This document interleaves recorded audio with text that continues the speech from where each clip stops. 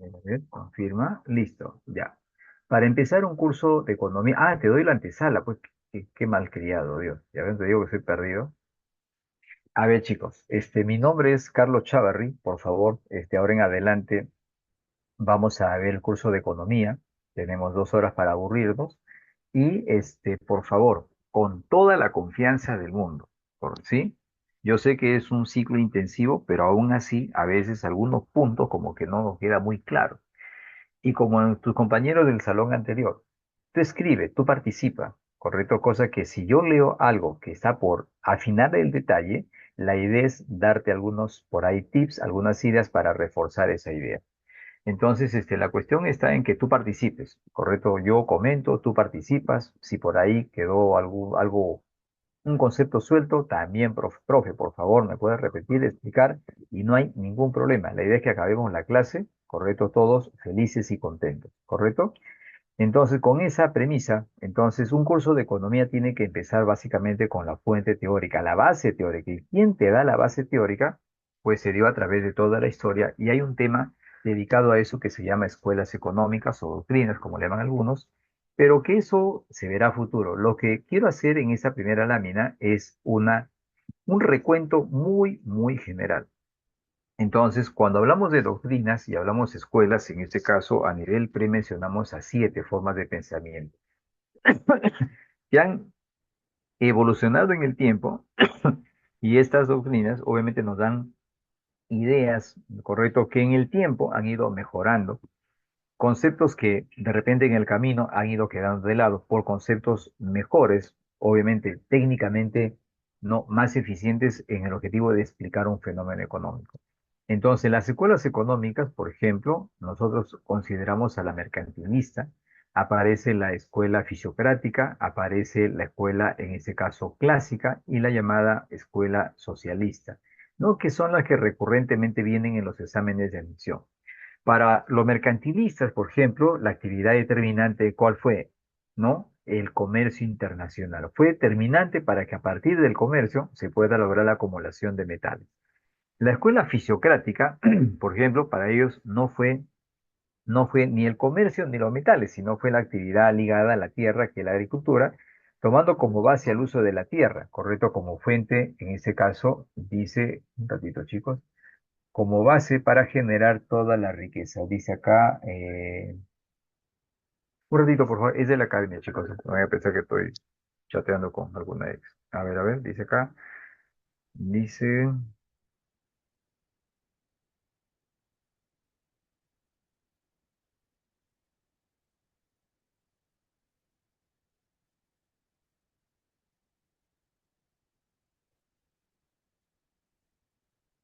listo, ya está.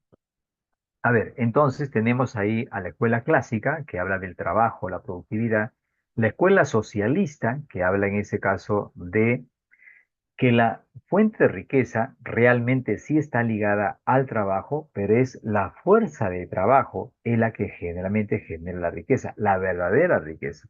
Riqueza que se multiplica, pero que no se compensa adecuadamente. Y esa parte de esa fuerza generada, ese valor monetario generado por la fuerza de trabajo que solo se compensa una parte, el resto queda como propiedad, en ese caso, del capitalista, y ahí aparece la plusvalía. Luego vienen escuelas que ya superan los conceptos básicos de esos mencionados, dice, y aparece la escuela neoclásica, que son los nuevos clásicos, que ellos van un poquito más allá de los conceptos simples y analizan los casos adicionales o marginales, ¿correcto? Ahora, luego viene la escuela keynesiana, porque surge esta escuela porque la escuela neoclásica no supo explicar, por ejemplo, no el crack del 29, y como no lo supo explicar porque su fuente era microeconómica, aparece una nueva forma de interpretación económica y aparece la escuela keynesiana, que ellos son los que le dan base a lo que uno hoy le llama la macroeconomía moderna. Pero esta solución keynesiana en el camino empezó a generar problemas, porque la solución keynesiana fue para un evento que al final como medida de política económica quedó, y como se fue aplicando, aplicando, aplicando, al final eso generó un exceso de dinero en la economía, lo que desencadenó en problemas inflacionarios. Entonces, ¿quién aparece ahora? La siguiente doctrina que se conoce como la llamada escuela monetarista, la cual establece que tiene que haber un control sobre quién, sobre la masa monetaria. ¿Por qué? Porque el fenómeno recurrente, perjudicial y dañino en una economía tiene que ver con la inflación y como causa fundamental es el exceso monetario, ¿correcto? Entonces, estas son las doctrinas que nosotros tenemos que conocer como base y que a partir de ellas nosotros vamos a definir a la economía. Entonces, la definición o es clásica o es socialista, o es capitalista o es socialista, ¿correcto? Pero nosotros a nivel básicamente pre, y también la universidad, obviamente, correcto, pero a nivel pre lo vas a encontrar más todavía más, en este caso segmentado, que nosotros definimos a la economía tomando en consideración, ¿no? A la escuela neoclásica y a la escuela socialista, ¿correcto? Entonces, por ahí va más o menos el asunto. Entonces, una vez que aparece la escuela, en este caso neoclásica y socialista, siglo XIX en adelante, las economías buscan cómo organizarse internamente para administrar los recursos. Entonces aquí aparece lo que uno conoce, los llamados sistemas económicos. Entonces, ¿cuántos sistemas económicos nosotros vamos a encontrar? Entonces, en base a los conceptos que te he mencionado de la primera lámina, hay dos conceptos opuestos, ¿no? La versión, en ese caso, capitalista y la versión socialista, ¿no? La capitalista, que toma como base primaria a los clásicos y luego a los neoclásicos, y la doctrina socialista, que redunda en la llamada escuela socialista. Entonces, las economías toman estos dos principios como dos extremos válidos, ¿correcto? Entonces, por aquí diremos sistemas económicos, ¿no? Lo que ya te comenté, y por lo tanto en el extremo aparecen dos ideas, las economías de mercado y las economías de planificación central o las llamadas economías dirigidas, ¿correcto? Las economías de mercado, las que funcionan en términos de oferta y demanda, ¿correcto? Y lo que uno le llama economía capitalista, basada en el uso del capital. Y luego vienen las economías, en ese caso planificadas, las economías dirigidas, las economías socialistas, aquellas que toman al Estado como centro y el Estado es el que va a desarrollar, dirigir, en este caso, direccionar todo el proceso económico. Todo se planifica desde un centro que es el Estado. Así que estos son los extremos que uno analiza, ¿correcto? Pero los extremos son extremos y 100% no son válidos. Entonces, ¿qué hacen los gobiernos en la vida real? Entonces van considerando esto es bueno de aquí, esto es bueno de aquí, y de esa manera van gobernando. Entonces los estados tienen aquí una tercera opción, y esa tercera opción es la mezcla de los dos extremos, que es la llamada economía mixta, donde hay una coparticipación del mercado y del estado. Ya, esta es las formas como se organizan los estados a partir de, ¿me entiendes?, las formas de interpretación o las doctrinas económicas. Y ahora que estamos en campaña política, nadie te va a decir yo soy capitalista o socialista, sino que en campaña política, en la vida política, ellos qué van a decir soy de derecha o eres de derecha. Algunos se tildan como si ser de la derecha fuera malo. Y luego dice, el de la izquierda, el rojo, el terruco, como dicen algunos, mal llamados así también, y los que son de centro. Entonces, aquí tienes en el espectro, correcto, tres situaciones. No los políticos que dicen soy de derecha, izquierda, etcétera, tienen que ver con un fundamento económico y tiene que ver, como te menciono, con la forma como los estados se organizan para administrar lo que disponen. Chicos, por favor, hasta ahí, en estas dos láminas, por favor, ¿se ha entendido? Avisan, sí o no, por favor, si no para recapitular. Sí, listo, ya, sigamos entonces. Con esa antesala, entonces, listo, entonces ahora, por aquí diremos la economía. Ahora sí, con esa base, ahora sí nosotros vamos a definir qué cosa es economía. Cuando veas economía, obviamente se refiere a una visión capitalista, ¿correcto? Y, pero tú dirás, pero profe, pero yo he escuchado también economía política, ya ten cuidado. Entonces, economía política, esa fue la denominación de la ciencia hasta el siglo XVIII. Incluso Adam Smith, ¿no? Se llama el padre de la economía política. Pero desde el siglo XIX, como que se dio un nuevo ordenamiento. ¿correcto? Y dijeron, no, tú te llamarás así, tú te llamarás así. Entonces, aquellos que tienen una visión capitalista de la economía, ¿correcto? La ciencia se denomina economía. Pero si tienes una visión socialista de la economía, ¿correcto? Entonces, para ti, la ciencia, ¿cómo se va a llamar? Economía política. Entonces, la ciencia es una sola, solo que tiene dos formas de interpretación. Tú dices, yo utilizo la economía. Tu mensaje es yo soy capitalista. Pero si tú dices, no, para mí el uso debe ser de la economía política, el mensaje es tú eres socialista, ¿correcto? Así que mucho cuidado con alguna pregunta que venga sobre eso, ya al menos entiendes a qué se refiere. Ahora, el examen de admisión, ¿correcto? Y en promedio, mientras no te digan nada, tú tienes que entender que estás haciendo el estudio de la economía, ¿correcto? Así que, por favor, ya sabes, ¿ah? Si no te dicen nada, se supone que nosotros estamos haciendo economía. ¿Y qué cosa es economía entonces? Economía es una ciencia social que estudia el comportamiento humano, estudia nuestras decisiones. Y en esas decisiones, nosotros, ¿qué tenemos que hacer? Buscar la decisión más racional posible, una decisión óptima, ¿correcto? ¿En base a qué? A los recursos que yo dispongo. Y por naturaleza, los recursos, ¿cómo vienen a ser? Escasos. Entonces, es una ciencia social que estudia el comportamiento humano, nuestra toma de decisiones y por qué nosotros tenemos que decidir dentro del estudio de la ciencia económica, porque nosotros tenemos que satisfacer necesidades que vienen a ser ilimitadas. Y este es el conflicto determinante que hay en economía y esa es la disyuntiva de las miles que hay, esa es la disyuntiva más determinante. O sea, un conflicto entre lo limitado y lo ilimitado, ¿correcto? Recursos escasos y necesidades ilimitadas. Ahora, esto conlleva a lo que se preguntó en el examen de admisión dos veces, ¿correcto? ¿Cuál es el problema económico fundamental entonces? El problema fundamental es la escasez. Por eso que en algunos libros van a decir la economía es la ciencia de la escasez, ¿correcto? Y en esa escasez, ¿eso qué significa?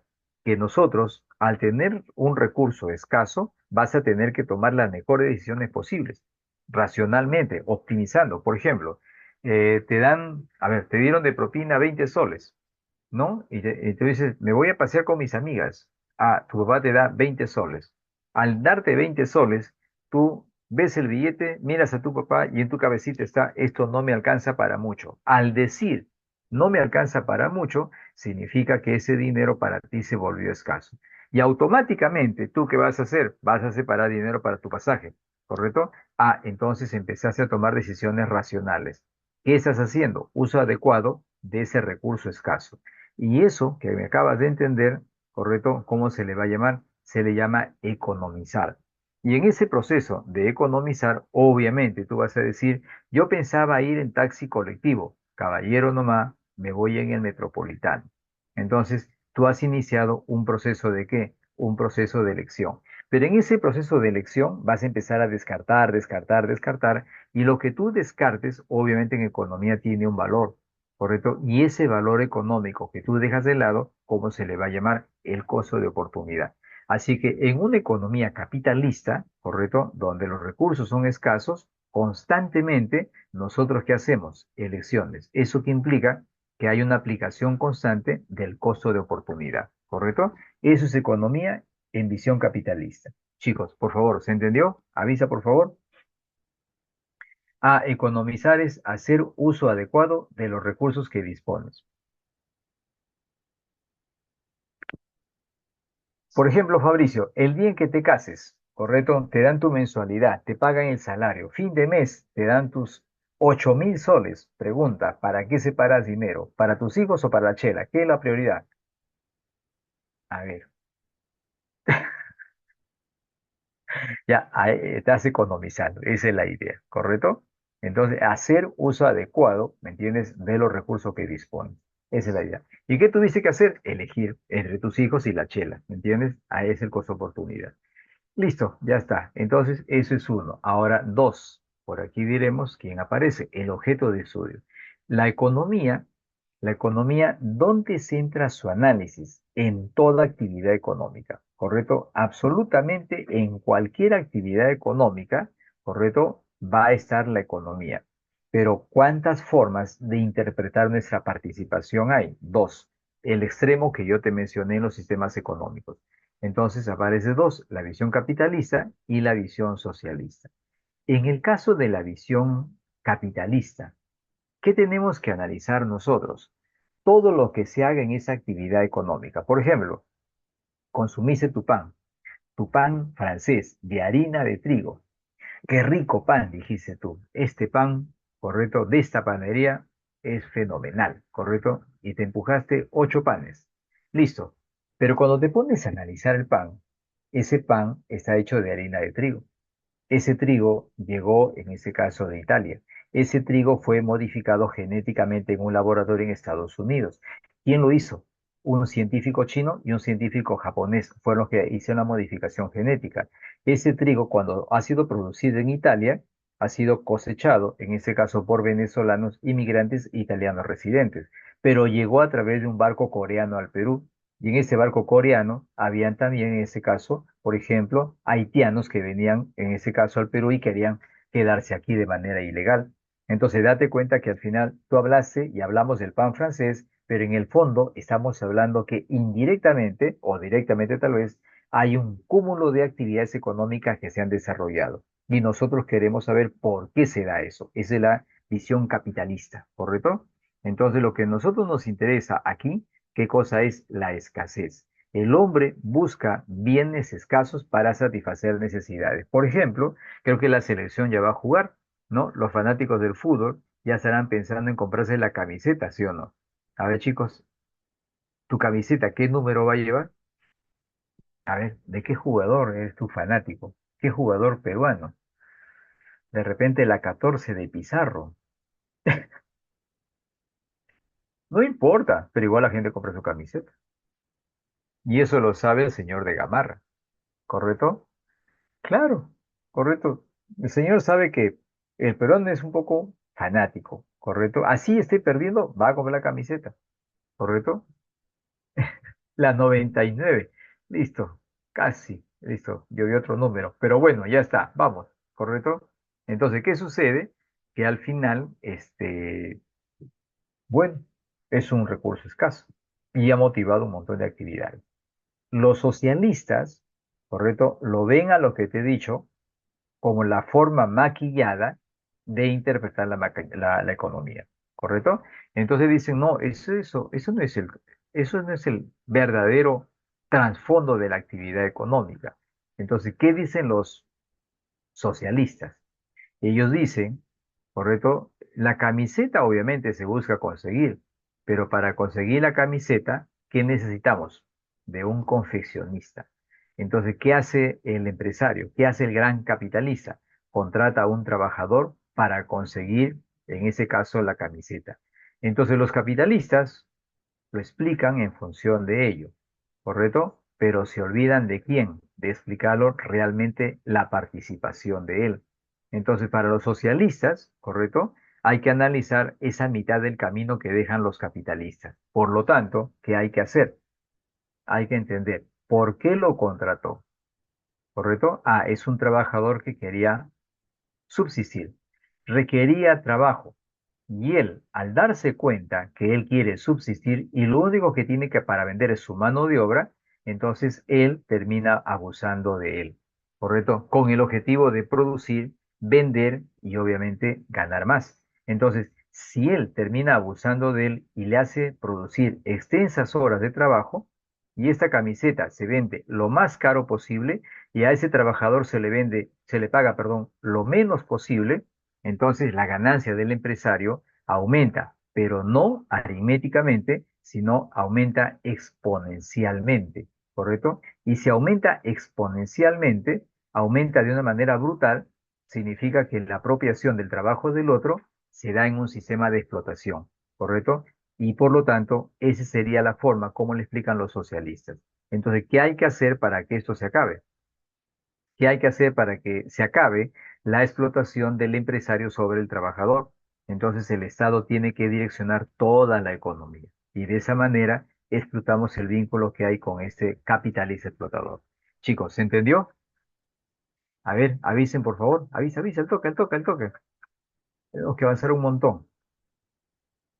Listo. Vamos bien, vamos bien. Listo, ya está. Ese es el objeto de estudio, ¿correcto?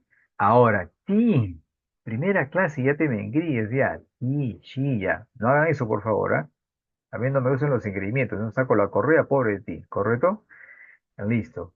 Otro más que se me engría, saco la correa y tanto correzo que te voy a dar, te vas a convertir en Terian, ¿correcto? Ya, ahora. Entonces, por acá. A ver, capaz. Ya, entonces, por acá. Ya entendimos el objeto de estudio. Ahora hay que entender. Ahora hay que entender los fines de la economía. Y cuando uno dice los fines de la economía, aparecen dos fines, el fin teórico y el fin práctico. Su nombre ya lo dice, fin teórico. ¿Qué busca? Teorizar. ¿Qué implica eso? Explicar. ¿Qué quieres explicar? Lo que sucede en la realidad. Ahora, ¿y en la realidad qué se van a dar? Un sinnúmero de fenómenos económicos. Y estos fenómenos económicos que se dan en la realidad van a ser explicados a través de tres herramientas, que son las leyes económicas, los modelos económicos y las teorías económicas. Entonces, todo lo que nosotros vamos a hacer en el ciclo, de hoy en adelante hasta cuando se acabe y ya sea cachimbo, nosotros vamos a analizar leyes, vamos a analizar modelos y vamos a analizar teorías. Todo eso es el curso de economía, ¿correcto? Ahora, y un ejemplo es cuando nosotros queremos entender la conducta del consumidor. ¿Cómo se le llama eso? Ley de la demanda. Ahora, queremos entender la conducta del vendedor. Ah, ¿cómo se le llama? Ley de la oferta. Pero si dice ley, ¿qué significa? Que es que es un comportamiento constante, ¿correcto? Entonces aquí, a ver lo que, como es intensivo, vamos a preguntar, ¿correcto? Según la ley de la demanda, ¿cómo pensamos nosotros? Si el precio sube, ¿correcto? A ver, responde por favor. Si el precio sube en la ley de la demanda, ¿qué se reduce? Y en la ley de la oferta, ¿correcto? Si el precio sube, ¿qué aumenta? A ver, responde por favor.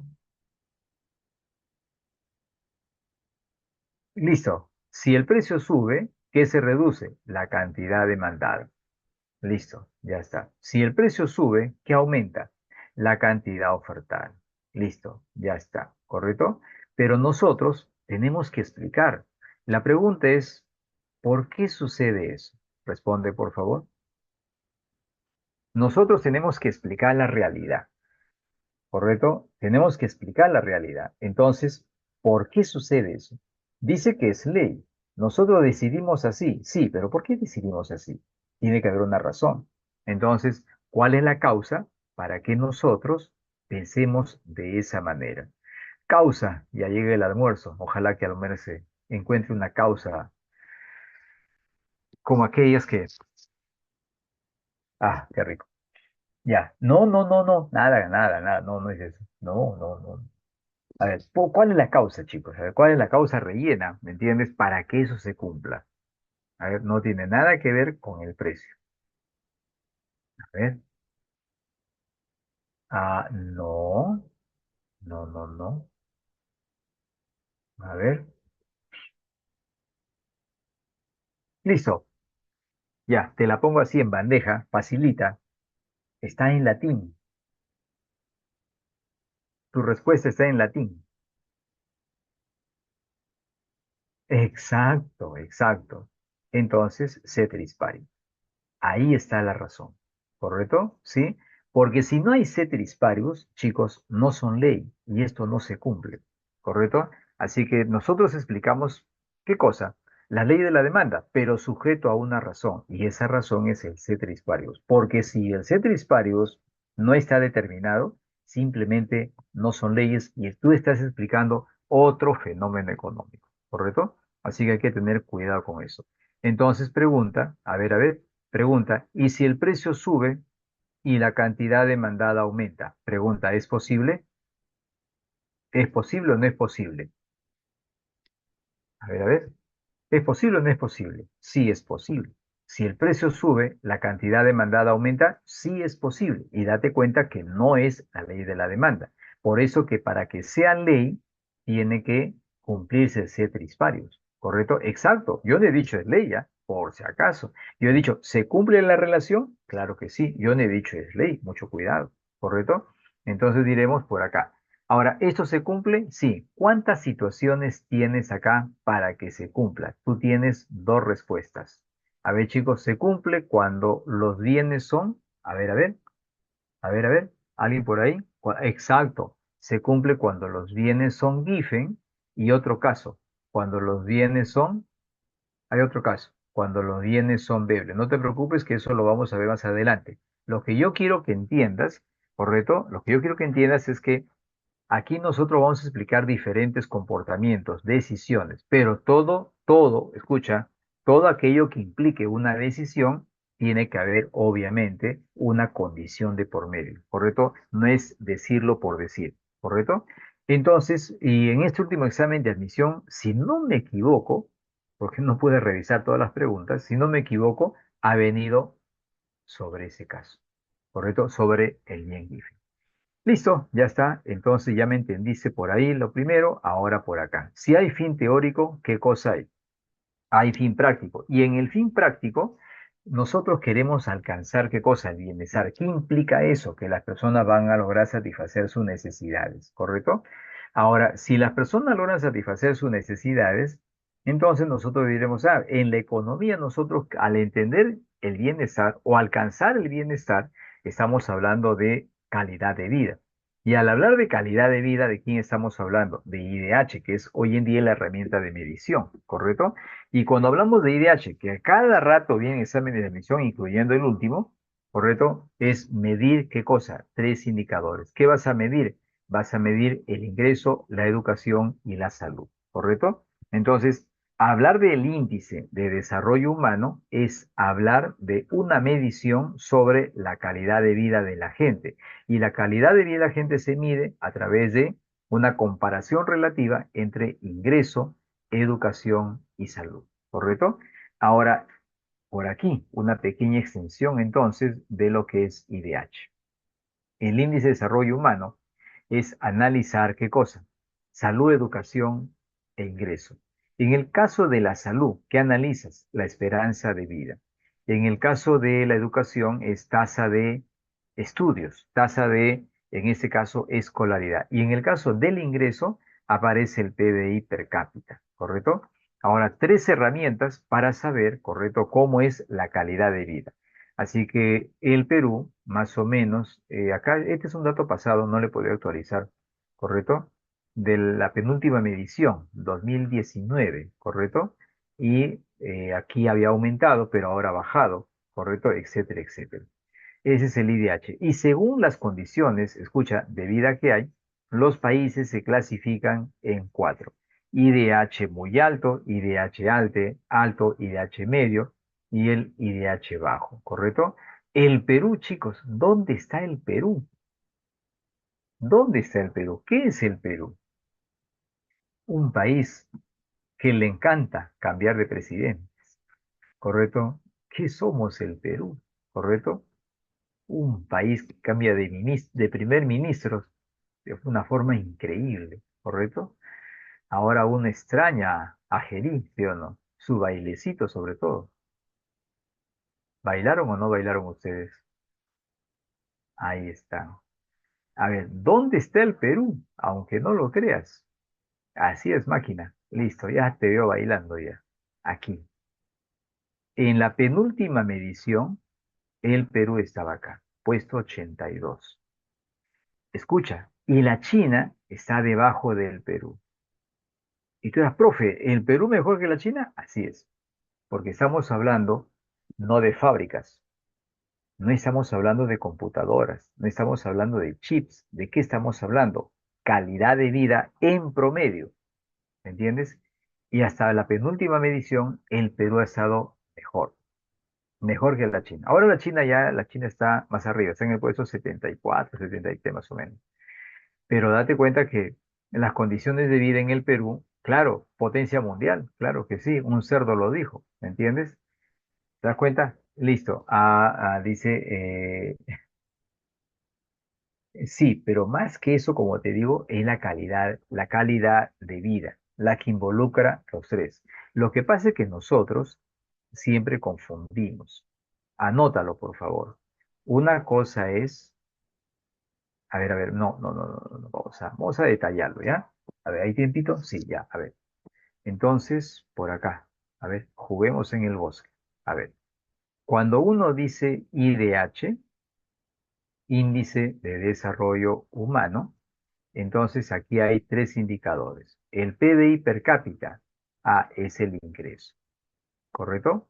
Luego diremos años promedios de estudio, ¿correcto? A nivel básico, o sea, la acumulación de conocimientos. Aquí aparece la educación, ¿correcto? Y la esperanza de vida al nacer, que uno le llama, de manera resumida, ¿no? Un indicador de salud. Entonces, ahora, si tú analizas solamente el PBI per cápita, entonces por aquí aparece un concepto. Ahora, pero si tú analizas, ¿correcto? Pero si tú analizas a los tres en conjunto, aquí aparece otro concepto, ¿correcto? Entonces, en el caso rojo, al analizar los tres, ¿qué analizas? La calidad de vida promedio de cada habitante en ese país estudiado o analizado, ¿correcto? Ya, eso es calidad de vida. Pero si tú analizas solamente el PIB per cápita y a partir de ella, ¿correcto? ¿Cómo consigues sus medios de subsistencia? Entonces a eso se le llama nivel de vida, ¿correcto? Y eso es lo que tú tienes que entender. Entonces yo te pregunto, ¿es posible que alguien tenga mejor nivel de vida, pero peor calidad de vida?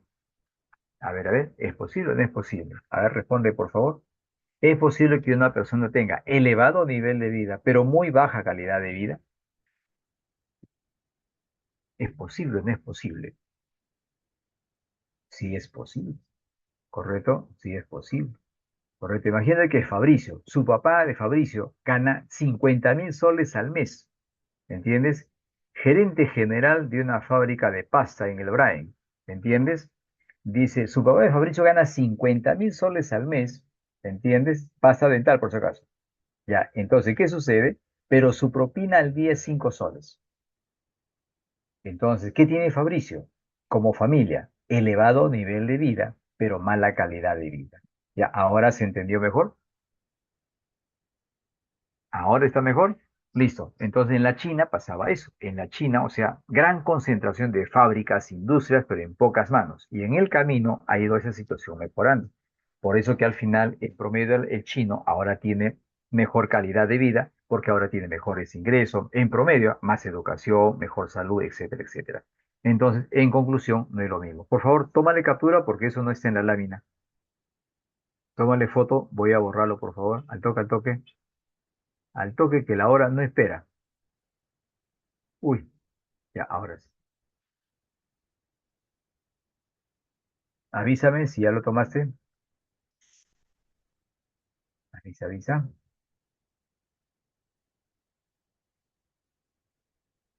Listo, ya está. Borramos entonces. A ver, borramos como te borraron de su vida. Listo, ya está. Dice tres. A ver, los métodos, ¿correcto? Cuando uno dice métodos, entonces el método es un procedimiento científico. ¿Cuál es la idea del método? Acumular conocimiento, ¿correcto? Ese es el punto del método. Por eso uno hace ciencia, ¿no?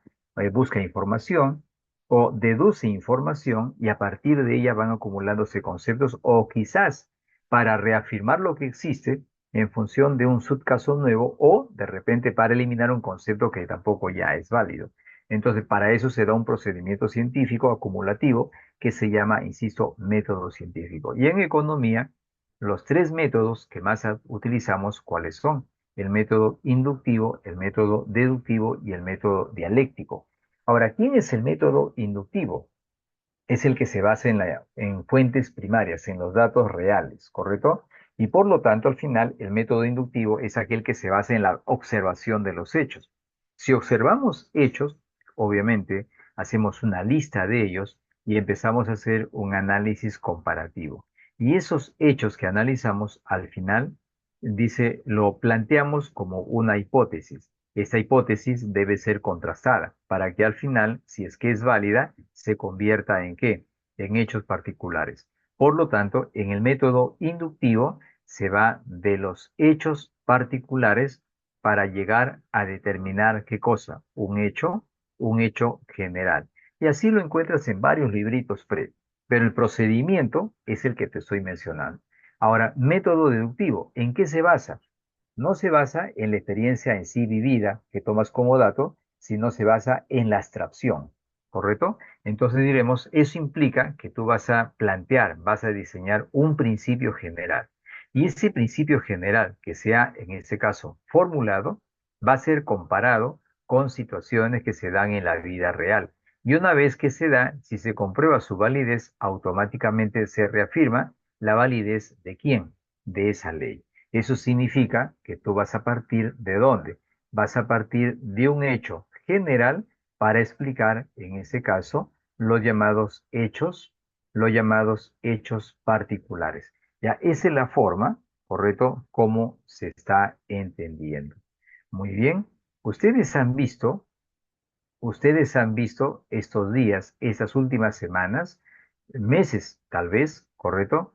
Que empiezan a salir las intenciones de voto, ¿correcto? Candidato uno, candidato 2, candidato 3, etcétera, etcétera. Y empiezan a salir las estadísticas para explicar la intención de voto del peruano promedio. Mi comentario, por ejemplo, ¿dónde lo puedes ubicar como método científico? ¿En el método inductivo o método deductivo? ¿Dónde vas a encontrar eso? A ver, responde al toque mientras yo aquí hago mis garabatos.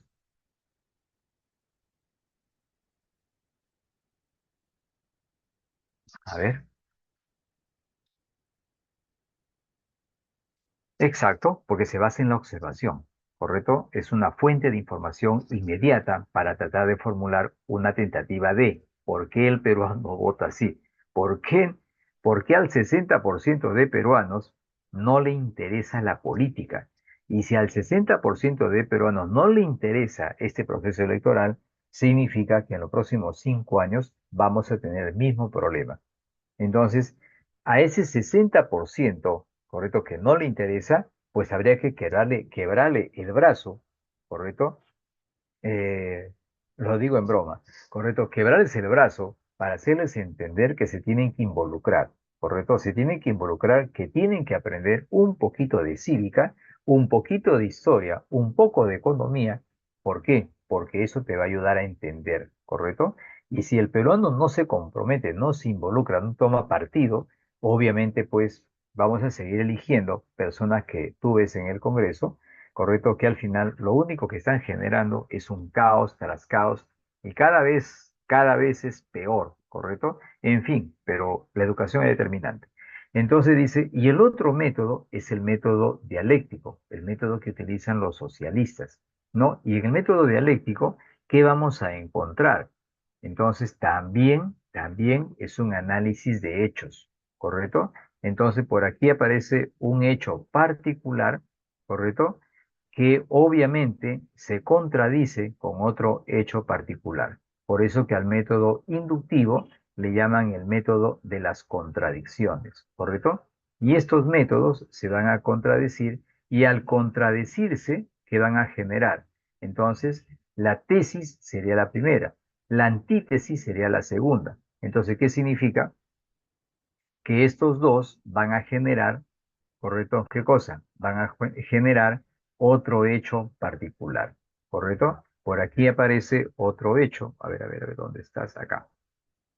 Genera una contradicción, genera una síntesis, pero esta síntesis, de repente en el futuro, va a tener otro hecho que se contradice, ¿correcto? Con ella.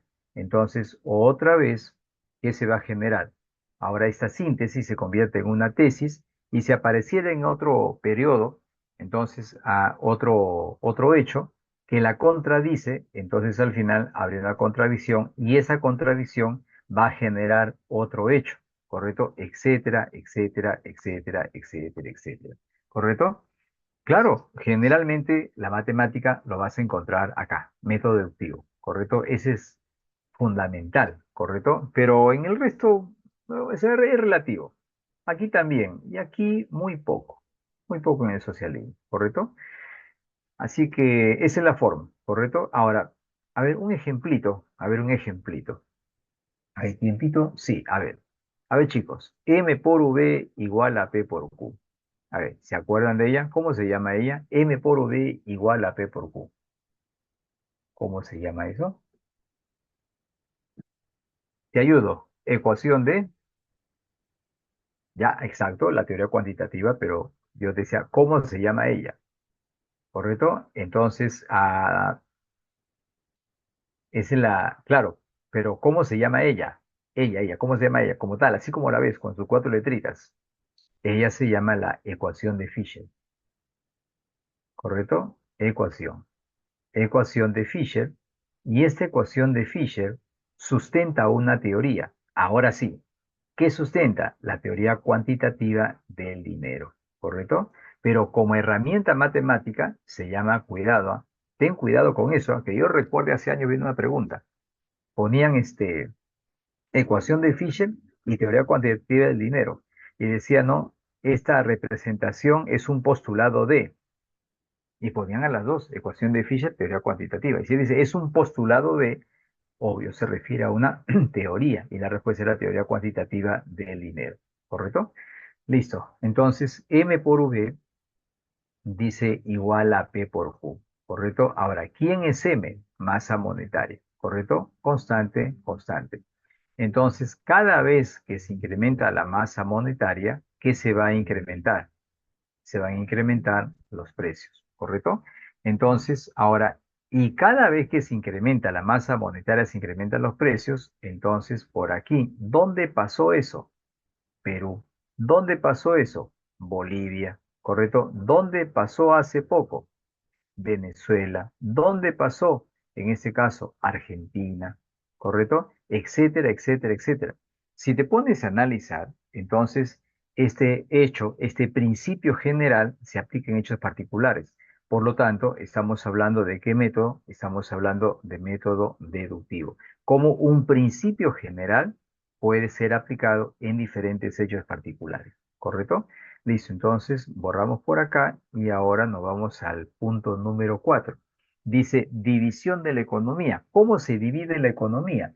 La economía se divide en dos grandes áreas.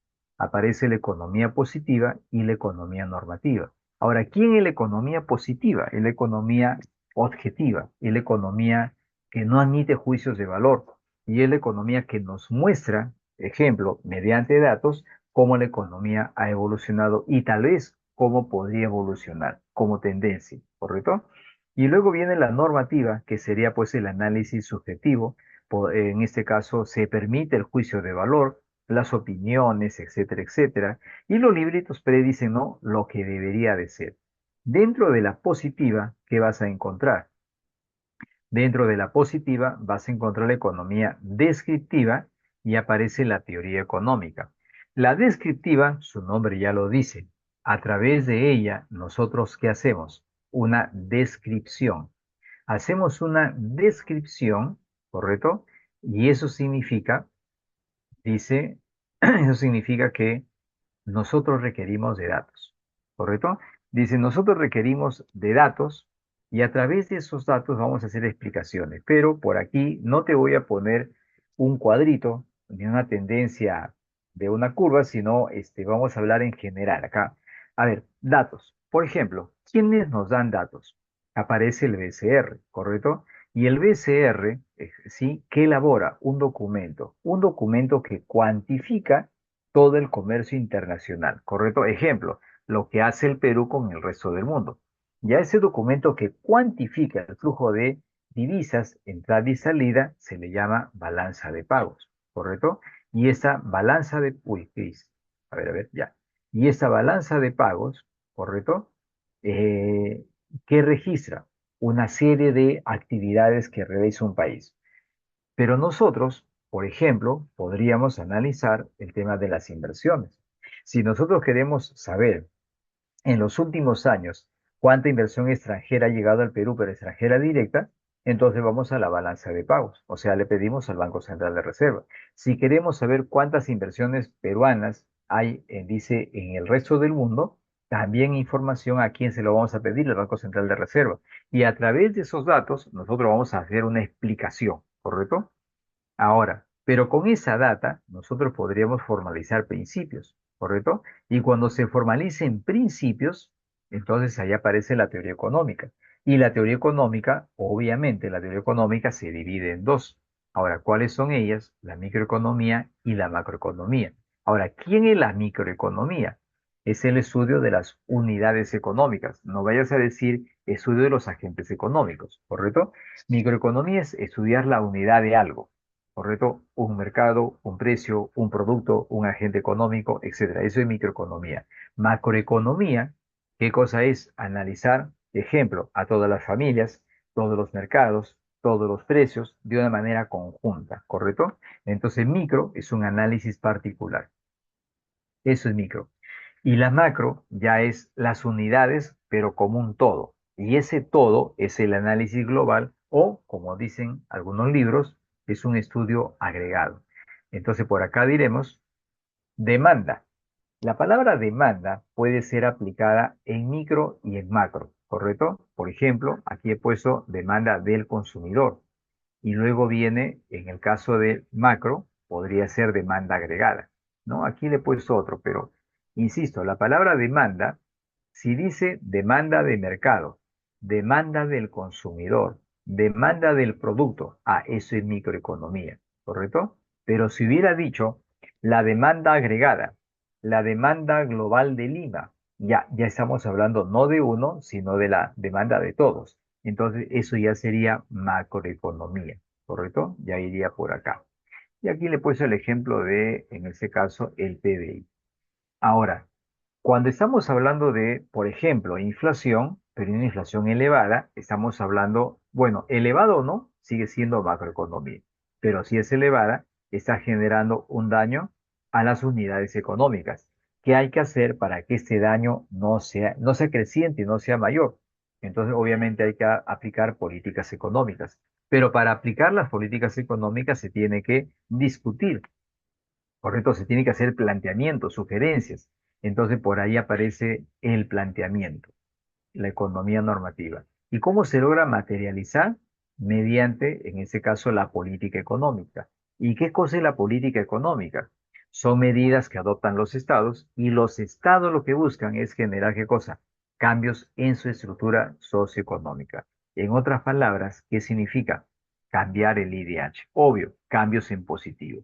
Por favor, ¿alguna duda o pregunta? Avisen al toque. Avisen, chicos, avisen, al toque. Estamos haciendo como un repasito, estamos yendo a toda máquina. Sí, listo, ya está. Entonces, por acá, borramos esto y ahora por acá. Diremos políticas económicas. Cuando uno dice políticas económicas, entonces son las decisiones que toman los estados. Si lo toman aquellos estados, entonces diremos, por ejemplo, cuando tienen problemas, ¿de qué políticas económicas estamos hablando? Hay dos. Pero la pregunta es, ¿y por qué se toman esas decisiones económicas? ¿Por qué se aplica la política económica? Entonces, por aquí diremos los objetivos de ella. Ahora, ¿cuáles son aquellos objetivos de política económica? Número uno, ¿qué se busca? Dice, uno de los objetivos más inmediatos de política económica, ¿cuál es? Crecimiento económico. ¿Qué significa? Que el PBI aumente. Número dos, estabilidad económica. Dentro de ella, principalmente la estabilidad de precios, ¿correcto? Ahora, porque mientras hay estabilidad, ese gobierno se vuelve apetecible para la inversión, ¿correcto? Más inversión, más consumo y el PBI aumenta. Y además, ¿qué se busca? Que la gente trabaje, pero que haya calidad en el empleo, ¿correcto? Y lo que se busca es una redistribución del ingreso. ¿Qué significa? Para que no haya una disparidad, ejemplo, entre ricos y pobres, ¿qué hay que hacer? Quitarle al rico, correcto, para darle al pobre. No, no digo de una forma, por si acaso, abusiva y demencial, no, sino que tiene que ser progresiva y racional. ¿Me entiendes? Entonces, mediante los impuestos, se le quita al que tiene más para dar al que tiene menos, ejemplo, mediante obras sociales. Y ahí aparece la redistribución. Entonces, ahí aparecen los objetivos. Ahora, ¿cómo se llega a esos objetivos? Entonces, para eso, ¿quién está? El Estado. Y el Estado, en el caso del Perú, el Banco Central de Reserva, ¿a quién le delega? le delega al MEF y al BCR. Ahora, si el Estado le dice, MEF, tú te encargas de las políticas económicas, lo que va a hacer el MEF es política fiscal. Pero si el Estado le dice, Banco Central, tú te encargas, entonces ahora se llama política monetaria. Y en el caso de la política fiscal, entonces el MEF, ¿qué es lo que va a manejar? Los ingresos del Estado y los gastos del Estado. Y en el caso de la política monetaria, ¿qué es lo que se va a manejar? ¿Qué es lo que se va a controlar? Todo el dinero que está en circulación. O sea, ¿quién sería la oferta monetaria? ¿Correcto?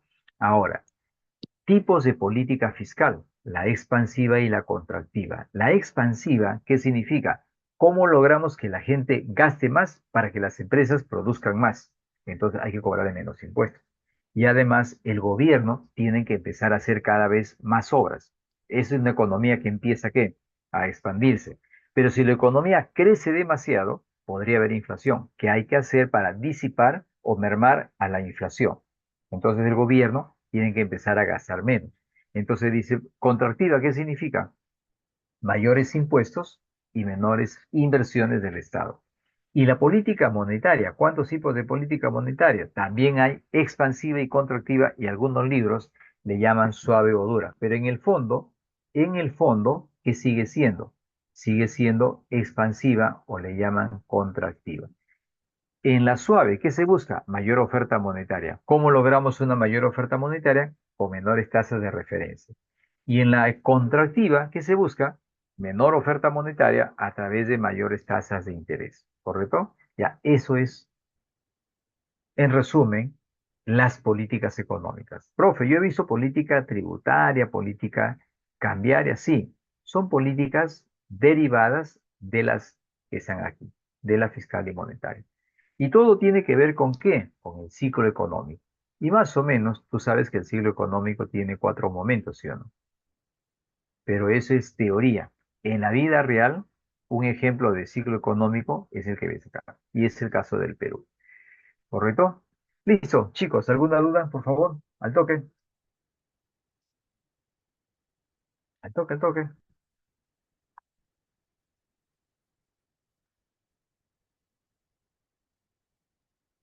Ah, exacto, exacto. O sea, ¿por qué se aplica una política contractiva? Porque la economía está creciendo demasiado y cuando crece demasiado hay que ponerle freno.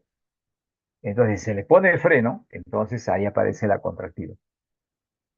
Pero se le pone el freno no para entrar en recesión, como algunos creen, no, es para, obviamente, ponerle un poquito de descanso a la economía.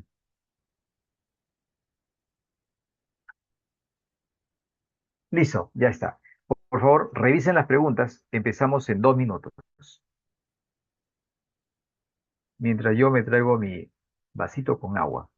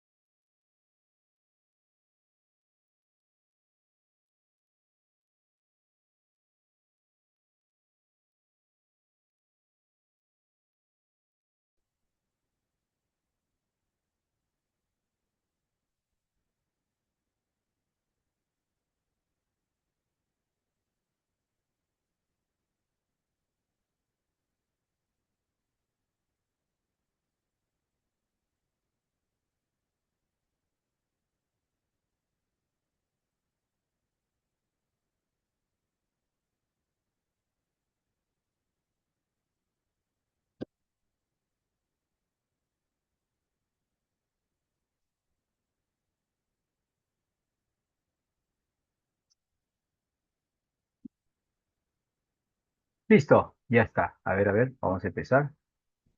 Hacemos el material primero. Bien.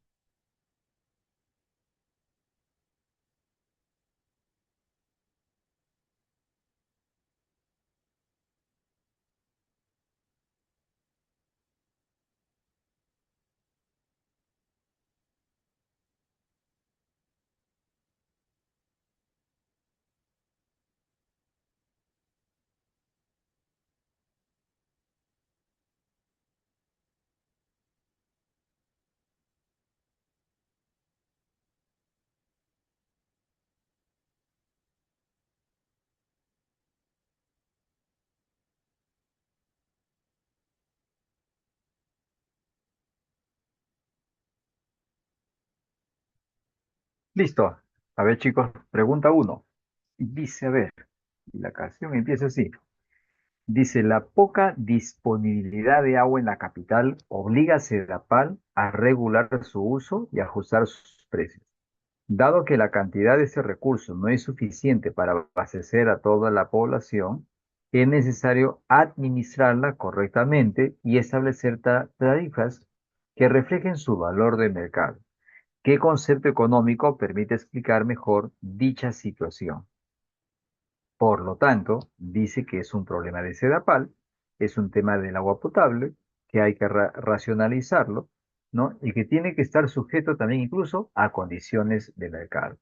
Entonces, dice por acá, la inflación y su impacto en los costos de servicios básicos, bueno, podría ser, pero es relativo.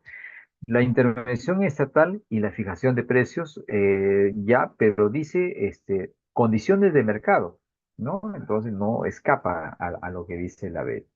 Luego dice por acá, la escasez y su efecto en la asignación del recurso, así es, ¿correcto? Entonces el tema del agua potable, por ejemplo, eh, alguien dijo que toda Lima va a tener agua potable. Y luego dijo, no, ahora todo el Perú, gracias a él, va a tener agua potable, ¿correcto? Y él incluso dijo que Lima será potencia mundial, ¿correcto? Y obviamente ya sabes de quién estamos hablando, ¿correcto? Entonces en la uno la clave sería casa, que es lo más inmediato, porque la A y la B no tienen mucha relación. Y la D dice la depreciación del valor del dinero, o sea, no tiene nada que ver la depreciación acá. Dice el monopolio y su influencia en el suministro del agua potable. No, pero aquí estamos hablando de una cuestión distinta, ¿no? Dice eh, que se habla con respecto a la cantidad, cómo se va a racionalizar. Entonces, en la uno la clave sería casa, ¿correcto? Pregunta 2. En la pregunta 2 dice... El gobierno decidió reducir el gasto público en ciertos sectores para priorizar la inversión en salud y reactivar la economía tras la pandemia. O sea, la economía estaba en una cuestión recesiva. El gobierno decidió reducir el gasto público, dice, en ciertos sectores para priorizar la inversión en salud y reactivar la economía. ¿Qué concepto económico explica la acción de renunciar a ciertos beneficios para obtener beneficios en el futuro? ¿Correcto? Entonces tú renuncias a algo porque tienes que elegir entre hacer esto o lo otro, pero renuncias a uno por hacer el otro, pero al que dejas también tiene un valor económico importante. Entonces, ¿cómo se le va a llamar a ese proceso de renuncia? Se le llama costo de oportunidad. Entonces, en la pregunta 2 la clave sería almuerzo, porque obviamente ya por defecto te está diciendo la acción de renunciar. Luego dice crecimiento potencial, o sea, lo que podría crecer la economía. Dice ley de la oferta, ya te lo comenté. Equilibrio de mercado, tiene que ver con temas de oferta y demanda. Y la inflación que no encaja en el comentario que plantea, ¿correcto? Entonces en la 2 la clave sería la alternativa A. Pregunta 3. En la pregunta 3 dice... Durante la pandemia, varios gobiernos destinaron recursos significativos a la compra de vacunas, dejando de invertir en infraestructura educativa o transporte público. Dice, durante la pandemia, varios gobiernos destinaron, recursos significativos a la compra de vacunas, dejando de invertir en infraestructura educativa. O sea, tenían que elegir entre o comprar vacunas o construir colegios, ¿correcto? Entonces, cuando le dieron esa opción al gobierno, ¿qué dijo el gobierno? No, las vacunas, ¿correcto? Los colegios, ¿correcto? Si la gente no se educa, no se muere. Pero si la gente no se pone la vacuna, así se va a morir. Entonces hay que, no, en ese caso, poner en una balanza eso, renuncias a uno, aun cuando tenga un valor importante, y a eso se le llama costo de oportunidad, ¿correcto? Entonces en la 3 la clave sería avión, ¿correcto? Entonces, obvio, ¿no? Costo variable es gasto, ejemplo, gasto en insumos. Costo explícito, un ejemplo es el costo variable. Costo incremental es el costo marginal y el costo irrecuperable es el costo hundido, que le llaman en economía, ¿correcto? Entonces en la 3 la clave sería avión. Ahora, en la pregunta 4 dice, un informe técnico analizó los fundamentos teóricos que sustentan las decisiones económicas y las consecuencias prácticas de esas elecciones. En base a ello, dice, relacione los siguientes conceptos con sus respectivas, en este caso, descripciones. Dice, analizó los fundamentos teóricos que sustentan decisiones nuestras y las consecuencias prácticas de estas elecciones. Entonces dice en la A, estudia cómo actúan los individuos ante la escasez y las necesidades ilimitadas. Ya dice, estudia, dice, cómo actuamos nosotros, cómo decidimos ante la escasez, ¿correcto? Dice, y ante las necesidades ilimitadas. En la B dice, apunta a mejorar el bienestar mediante decisiones, en este caso concretas. Dice la C, escasez de un recurso, ¿correcto? Dice, representa el valor sacrificado al no optar por la mejor alternativa disponible. Entonces, a ver, entonces dice estudia. Si dice estudia, es un fin teórico. Entonces, A sería con uno. Dice luego, bienestar de la población, la B. Eso es fin práctico. Escasez de recursos, el problema económico fundamental, ¿correcto? Y dice, lo que vas a sacrificar, costo de oportunidad. Por lo tanto, viéndolo en ese orden, la respuesta cuál sería. Entonces 4 sería beso, ¿correcto? Sí, sí, sí, sí. Viéndolo en ese orden, no hay otra salida, ¿correcto? Ahora, pregunta 5. Ahora, ¿qué dice en la pregunta número 5? Dice, en la región Ica, la agroindustria ha logrado exportar uvas, espárragos a mercados internacionales. Dice, ¿qué concepto económico permite analizar los efectos que influyen en el desempeño y éxito de estas empresas en el mercado global? A ver, a ver, a ver. Entonces, dice acá, en la región Ica, la agroindustria ha logrado exportar uvas y espárragos a mercados internacionales, generando empleo y desarrollo local, dice, y qué concepto económico, dice, permite analizar los factores que influyen en el desempeño y éxito de estas empresas. Para empezar, dice, la eficiencia es determinante, ¿sí o no? ¿Correcto? Dice acá, la eficiencia y la eficiencia es la productividad, ¿correcto? Si un trabajador puede producir más en menor cantidad porque tiene tecnología, tiene el conocimiento y la experiencia, entonces lo hace cada vez más competitivo. Entonces podría hacerla. Ahora en la B, la política monetaria no tiene que ver con oferta monetaria. Ahora, el desarrollo sostenible, no, para que sea desarrollo sostenible estamos hablando de recursos que dispone una economía para generaciones futuras. La inversión extranjera directa no habla de inversión en la pregunta número 5, o sea, directamente no la menciona, ¿correcto? Dice, la balanza comercial no te está diciendo la pregunta o el enunciado que esto se exporta, ¿correcto? O sea, se presume, pero no le está diciendo y por lo tanto no podemos hablar de ventas y divisas. Entonces, en la pregunta 5 dice, La pregunta 5, entonces, tiene que ver con qué? Tiene que ver con productividad. Entonces, en la 5 la respuesta sería avión, porque dice desarrollo local, habla de empleo, ¿correcto?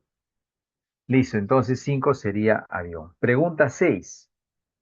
En la 6, ¿qué dice? Estudios indican que el método, dice, mejora la concentración, por lo que un estudiante que lo aplica concluye que tendrá mejores resultados en su examen de admisión.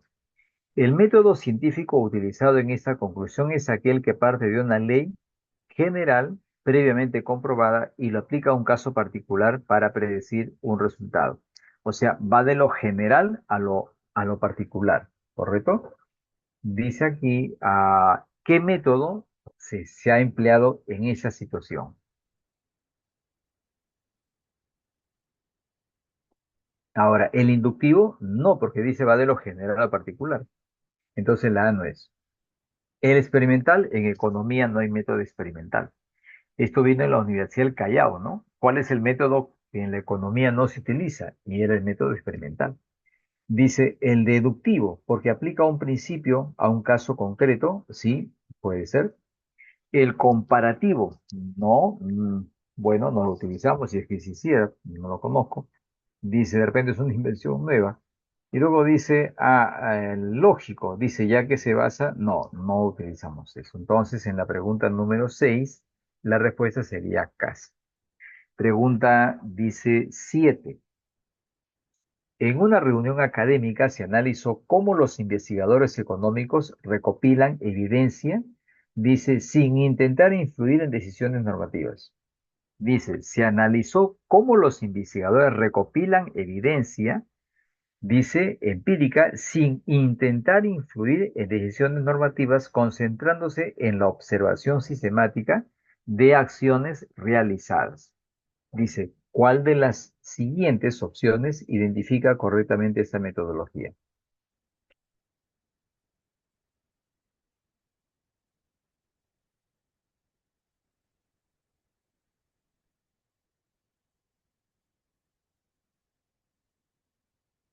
Ya. Listo. Ah, mucho he hablado hoy, chicos. Ya mi garganta se ha secado. Ya.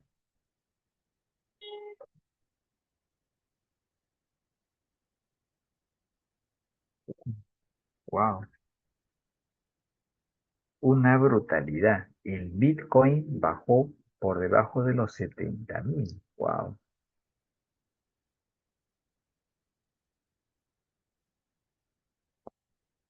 A ver, chicos, ¿cuál fue el país que hasta hace poco al Bitcoin lo había considerado como su moneda oficial?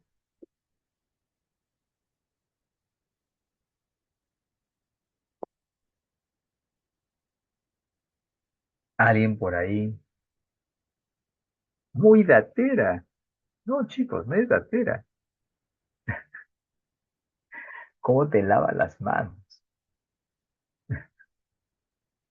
No es datera porque este es un caso único y sirve para explicar muchas cosas. Datera fuera cuando te pregunte, por ejemplo, este, ¿de qué año se editó ¿cómo se llama? La obra de Adam Smith. ¿Qué nacionalidad tiene? Ya eso por ahí, eso son dateros. Pero no, ese dato es importantísimo en economía. Exacto, es El Salvador. Exacto. Eso ya es, se puede decir, datos, pero son datos que te permiten explicar muchas cosas. Y eso es cultura general. Ajá. En economía tiene que ser, tu cultura general tiene que ser eso. A ver,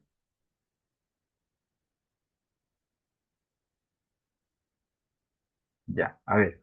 Pregunta 7. Dice, dice, ¿cuál de las siguientes opciones identifica correctamente esta metodología? Dice, recurre a supuestos normativos para, dice, planificar políticas públicas. Dice, prescribe juicios de valor sobre hechos y realidades económicas. Interpreta tendencias desde una perspectiva orientada al cambio social. Utiliza el estudio de casos reales para generar conocimiento objetivo. Emplea valores subjetivos para analizar los fenómenos del entorno.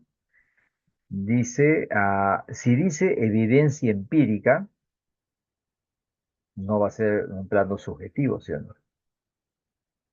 No existe juicio de valor. Por lo tanto, ¿qué sería? Dice en la D, utilice el estudio de casos reales para generar conocimiento objetivo, ¿no? Buscando una fuente primaria. Entonces, 7 sería dedo. Pregunta 8. A ver, pregunta 8. Dice, a partir de un curso de análisis económico, se pidió a los estudiantes identificar entidades encargadas de reunir información útil para el diagnóstico de políticas públicas. Por si acaso, cuando diga políticas públicas, las políticas públicas abarcan a las políticas económicas, ¿no? Es un concepto mucho más amplio. Dice, a partir de un curso de análisis, se pidió a los estudiantes identificar entidades encargadas de reunir información útil para el diagnóstico de políticas públicas. En uno de los casos estudiados se mencionó a una institución nacional que dice, realiza en este caso los censos y encuestas sobre el mercado laboral, la población y la actividad económica. Dice, ¿cuál de las siguientes opciones representa a dicha entidad? O sea, en otras palabras, dice, ¿quién se encarga de dar datos a toda la economía? Familias, empresas, el Estado, los extranjeros, etcétera. ¿Quién es el proveedor de información? El Ministerio de Economía da información, ¿correcto? Pero no da información sobre la población. ¿El Banco Central de Reserva da información? Sí, pero no da información sobre la población. ¿El INEI da información sobre la población? Claro que sí, y todos los parámetros que le correspondan, ¿correcto? Incluso hay una página web dedicada netamente a boletines de información que da el Banco Central de Reserva, y cuando llegues a la universidad, de plano que te van a mandar esa página, ¿no? Porque tiene información, pero basta, es inmensa, ¿no? Tiene un montón de ítems, de ahí puedes tú sacar conclusiones, analizar, reafirmar conceptos, etcétera, etcétera. Entonces, en la pregunta 8, ¿a quién se refiere con respecto al Perú? Sería el INEI. 8 sería dedo. Y luego dice en la C, SUNAT, que también da datos, pero no sobre lo que menciona en general, y aparece la Contraloría General, que su función es básicamente cuantificar, en este caso, el tema de gastos, pero en términos de evaluación. Ahora, pregunta 9. A ver,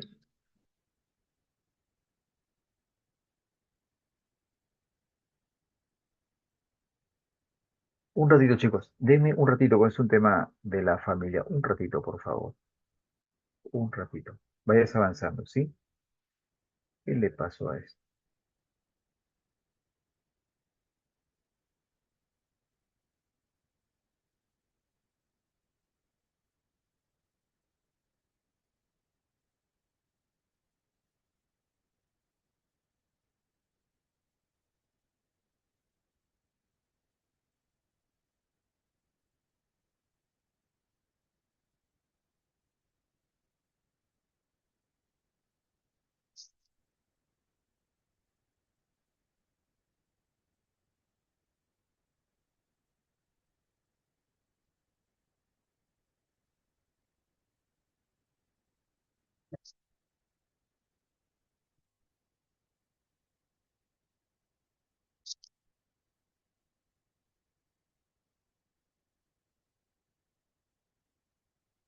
Uy, mi cel está fallando ya.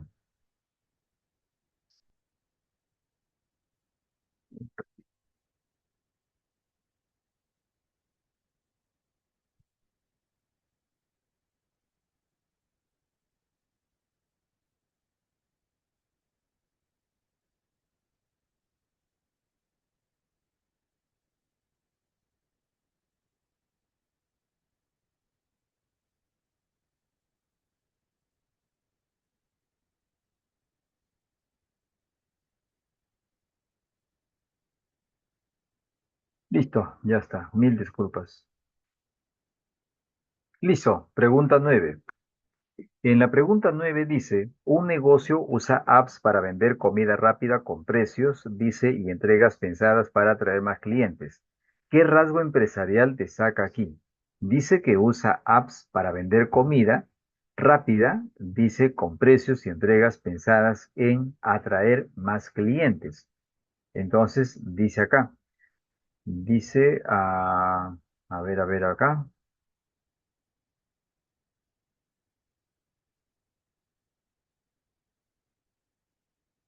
¿Qué rasgo empresarial destaca aquí?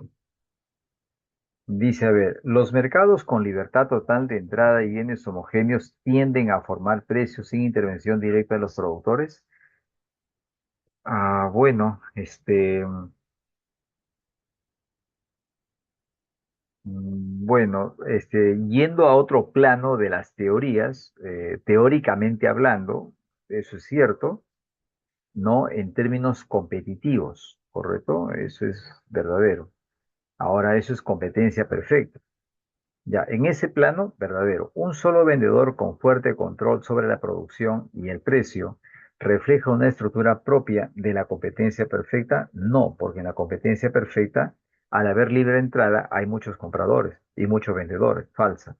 Luego dice, cuando existen pocos oferentes que ajustan sus decisiones, dice, ¿se presenta una dinámica oligopólica? Claro que sí, cuando son, el hecho de que diga pocos oferentes, ya son pocos empresarios que tienen capacidad para incluso influir si se coluden. Por lo tanto, es un oligopolio verdadero. La microeconomía proporciona las herramientas para analizar los efectos de estas formas de organización sobre la eficiencia económica. Ya, sí, verdadero, correcto, porque esa es la idea de la microeconomía, entender cómo funciona una unidad económica de forma eficiente. Entonces, 4 sería verdadero. Entonces, 9 sería casi. Pregunta 10. Dice, ¿cuáles de los siguientes enunciados pertenecen al campo de la macroeconomía? Dice, la deflación es una caída de los precios que puede reducir el consumo e inversión, sí, como efecto. Eso es verdadero. Entonces, a la uno sí, porque habla de deflación y el resto, no, del texto también reafirma la idea. Dice en la 2, el empleo es una variable clave para medir el bienestar agregado de la población económicamente activa. Entonces dice acá, el empleo es una variable clave para medir el bienestar. Sí, y nosotros hoy aquí entonces, aquí, perdón, hablamos de empleo total y en el empleo total aparece el empleo formal y el empleo informal y sí, podríamos hablar de, en este caso, el grados de bienestar en las personas empleadas. Verdadero. Dice, la fijación de precios de un bien en mercados de competencia monopolística depende de la diferenciación del producto. Dice, la fijación de un precio, dice, de un bien en el mercado de competencia monopolística depende de la diferenciación. Bueno, en sí es la innovación la que genera la diferenciación, ¿correcto? Y la fijación del precio estará en función de ella, ¿correcto? Así que esto no es tan exacto. Además dice macroeconomía, ¿correcto? Y esto es microeconomía. O sea, por eso no cuadra con respecto a lo que es macro, es micro. Dice aquí, el número de empresas competidoras que venden calzado deportivo en Gamarra influye en el comportamiento de los precios. Pero cuando dice calzado, estamos hablando solo de ese mercado, específicamente de ese mercado en ese lugar. Por lo tanto, es un mercado particularizado dentro de la economía como un todo. Entonces, eso es microeconomía. Entonces, 10 sería entonces, sería 1 y 2 para ser más exactos. Correcto, 10 sería almuerzo. 11. Dice, la congresista Flor Pablo declaró, dice en este caso, declaró en un medio local que el Estado debería incrementar el presupuesto para la educación en zonas rurales. Dice acá, argumentando que es un acto de justicia social con los estudiantes más excluidos del país. ¿Qué tipo de enfoque económico refleja esta postura? Dice, sustentando en estadísticas regionales, derivado de un modelo de oferta y demanda, Dice, emite juicios de valor objetivo, muestra en evidencia la inexistencia de la economía normativa, emite juicios de valor, listo, entonces la clave sería la E, ¿no? Pero solo sería emite juicios de valor, ahí subjetivo un poquito como que no cuadra, ¿no? Pero bueno, ya, se puede aceptar. Entonces, emite juicios de valor, punto, ya está. Pregunta 12, dice acá. En una entrevista televisiva se debatió sobre los órganos responsables de manejar los instrumentos económicos del país. Según dicha conversación, complete dice lo siguiente. Dice acá, a ver, lo siguiente. ¿Qué dice acá?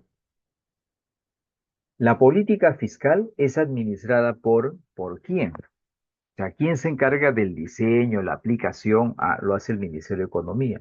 Mientras que la política monetaria en el Perú lo hace el Banco Central. Por lo tanto, sería CAS. Ahora, pregunta 13.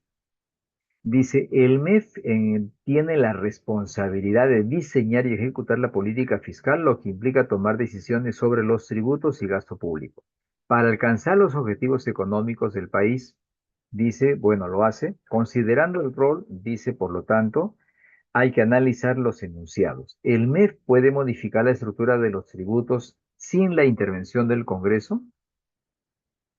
Dice acá, ¿qué te pide? Analice cuáles son correctos. ¿El MEF puede modificar la estructura de los tributos? Ah, de que puede, pero como quien diseña la política, pero que al final quien va a decidir si se da o no es el Congreso, ¿correcto? Entonces, falsa. Dice, el MEF decide la asignación del gasto público en función de las prioridades nacionales establecidas en el presupuesto. Entonces, eso es verdadero, ¿no? Coloquialmente, el MEF va a soltar dinero en función de lo que se ha planificado. El MEF este año hace obras en función de lo que se planificó en el presupuesto del año pasado. Por lo tanto, verdura. Luego dice, el MEF dice acá, dice, tiene la facultad de proponer nuevas leyes tributarias, pero su aprobación depende del Congreso. Verdadero, ¿correcto? Entonces, ellos tienen la capacidad de proponer. Se aprobará en Consejo de Ministros, saldrá del Ejecutivo, ¿correcto? Llegará al Congreso y el Congreso debería de aprobarlo, ¿correcto? Ya, ese es más o menos el canal, el proceso. Verdura. Y la 4 dice, el MEF administra directamente los recursos recaudados por los gobiernos locales y regionales. No. Eh, no, pero sí hay recursos que les pertenecen y lo cobra, en este caso la SUNAT. Y lo veremos más adelante. Se llama Foncomún, ¿correcto? El MEF obviamente obtiene recursos a través de la SUNAT, cobro de tributos, y ese dinero recaudado, de ejemplo, en 2026, no se destinará el 2027 a las municipalidades y a las regiones del Perú, ¿correcto? Entonces, tal como se plantea, eso sería falso. Entonces en la 13 sería 2 y 3. Pregunta 14. En la pregunta 14 dice, frente a un entorno de contracción económica donde la producción y el empleo se reducen, la política monetaria busca estimular el crédito para reactivar la economía. Dice, el Banco Central puede optar por la tasa de encaje, lo que permite a los bancos comerciales, dice su capacidad de otorgar préstamos. Entonces, si hay una contracción económica y se busca estimular la economía, lo que se busca es que haya más dinero. Si queremos más dinero, el banco tiene que soltar más plata. ¿Cómo logramos que el gobierno, perdón, cómo logramos que los bancos tengan mayores fondos para prestar? Entonces, el Banco Central reduce el encaje, ¿correcto? Y eso implica más fondos que salen a la economía. Ahora, y si al final salen más fondos o los bancos tienen más fondos para prestar, entre ellos compiten y eso va a implicar una menor tasa de interés, ¿correcto? Entonces, la capacidad de otorgar préstamos va a aumentar. Entonces, en la 14, la clave sería beso. 15.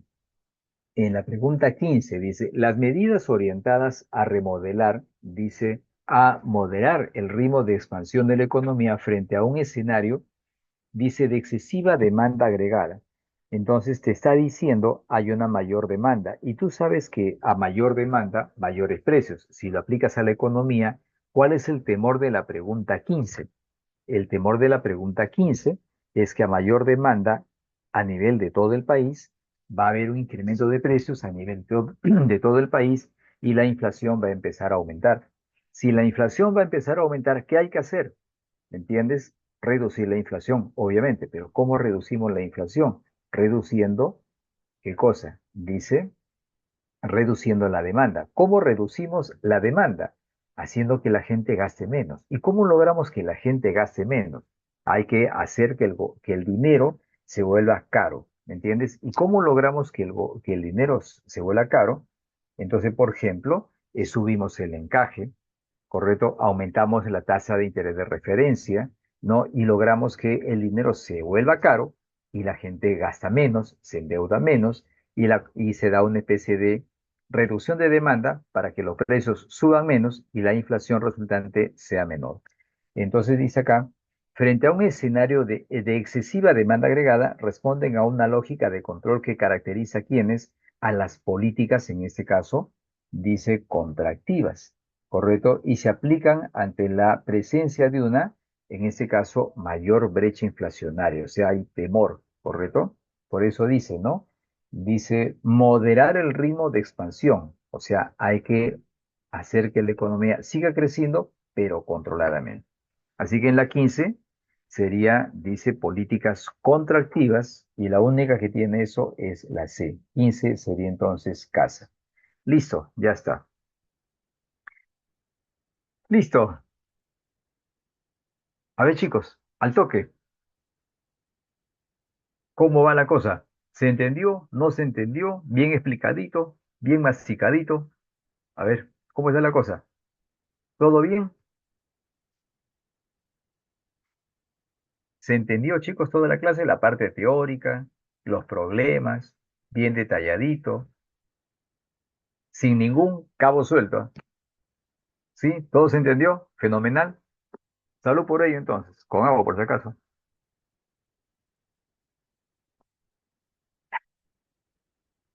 Ya, chicos, listo, muy bien. Ya, fenomenal entonces. Ya, ya sabes, ¿ah? 20 de nota, no menos. Listo. Ya chicos, entonces ahí nos quedamos. Nos veremos la próxima semana. Vale, creo que tendrán también el almuerzo como yo. Así que cuídense mucho. Un abrazo. Nos vemos.